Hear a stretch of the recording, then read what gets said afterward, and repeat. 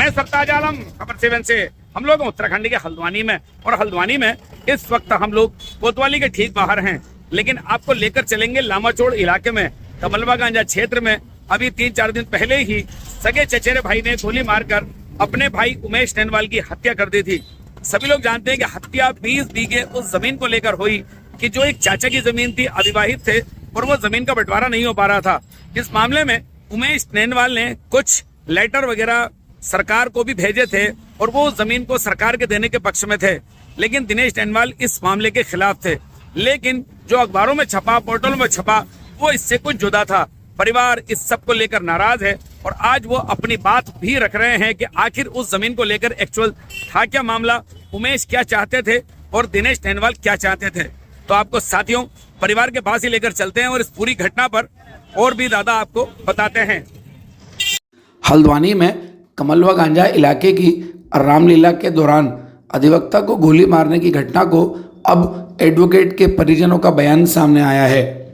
परिजनों ने कहा है कि उमेश नैनवाल करोड़ों की ज़मीन को बचाने का प्रयास कर रहे थे, लेकिन रिश्ते के चचेरे भाई दिनेश नैनवाल इस करोड़ों की ज़मीन को हाथ से नहीं देना चाहते थे। करीब 18 बीघा ज़मीन को उसने कब्जाने का प्रयास किया, जिसका मृतक उमेश नैनवाल हमेशा विरोध और मुखालफत ही करते रहे थे। जिस बात की शिकायत उन्होंने सीएम पोर्टल और जिलाधिकारी को भी दी थी, जिस बात के पूरे साक्ष्य उनके पास हैं। उन्होंने इस विवादित ज़मीन को सरकारी भूमि में निहित करने के लिए तमाम कोशिशें और प्रयास भी किए थे, जिस बात से दिनेश उनसे रंजिश रखने लगा था। इसके चलते उसने उमेश नैनवाल को रास्ते से हटाने के लिए चलती रामलीला में गोली मार दी। वहीं परिजनों ने आरोप लगाया है कि लोग उमेश नैनवाल के बारे में गलत तथ्य प्रस्तुत कर रहे हैं और अखबार व तमाम मीडिया जगहों पर गलत रिपोर्टिंग हो रही है। मेरे भाई अधिवक्ता उमेश चंद नैनवाल जी की जो हत्या हुई है वो एक ज़मीनी विवाद में हुई है, जिसमें कि मेरे भाई वो ज़मीन को सरकार को देना चाहते थे, लेकिन ये दिनेश नैनवाल नहीं देना चाह रहा था, जिससे कि उन्होंने इसको गोली मारी। हमने सीएम पोर्टल की सब फाइलें इनको दे रहे हैं, जिसमें सब मेरे भाई ने सब दे रखा है कि मेरे को इस ज़मीन में कुछ नहीं चाहिए, इसको सरकारी हो जाए। तो इसलिए मैं सभी पत्रकार बंधुओं से कहना चाहता हूँ कि गलत अफवाहें ना फैलाएं और मैं विज्ञप्ति सब पेपर वालों को देना चाह रहा हूँ। मेरा नाम जी, अभी कुछ समय पहले जो हत्याकांड हुआ था उसमें मेरे पिताजी स्वर्गवासी श्री उमेश चंद नैनवाल जी जो एडवोकेट हैं, वो वहाँ अधिवक्ता थे, उनकी गोली मारकर हत्या की गई है उन्हीं के चचेरे भाई द्वारा। ये सब आपसी ज़मीन के मामले में हुआ था और कुछ पत्रिकाएं द्वारा इसमें गलत खबरें छापी जा रही है। हमारा उनसे विनम्र निवेदन यह है कि ऐसे गलत अफवाहों पर ज़्यादा ध्यान ना दें और जो सच है उसको सामने लाया जाए। हमारी यही विनती है कि उसको कड़ी से कड़ी सज़ा मिले। आपका नाम? आदित्य नैनवाल।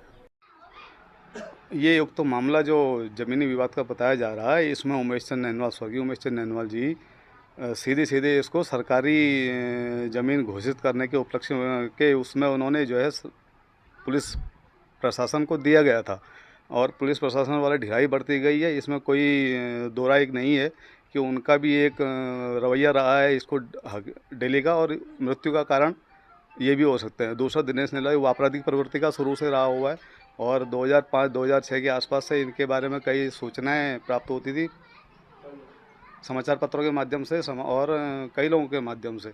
वही उनका कारण रहा है पुलिस की ढिलाई इसमें। और एक अनुरोध समाचार पत्रिकाओं से भी है कि इस तरह की अफवाहें जो इनके द्वारा फैलाई जा रही हैं और गलत सूचनाएं प्रकाशित की जा रही हैं, इनको जो है सुधार किया जाए और इसके खिलाफ, अपराध के खिलाफ, जो दिनेश नैनवाल के खिलाफ जो कार्रवाई जल्द से जल्द की जाए और कठोर, हम तो मांग करते हैं कि कठोर कार्रवाई इनके खिलाफ की जाए। मैं राजेश चंदोला।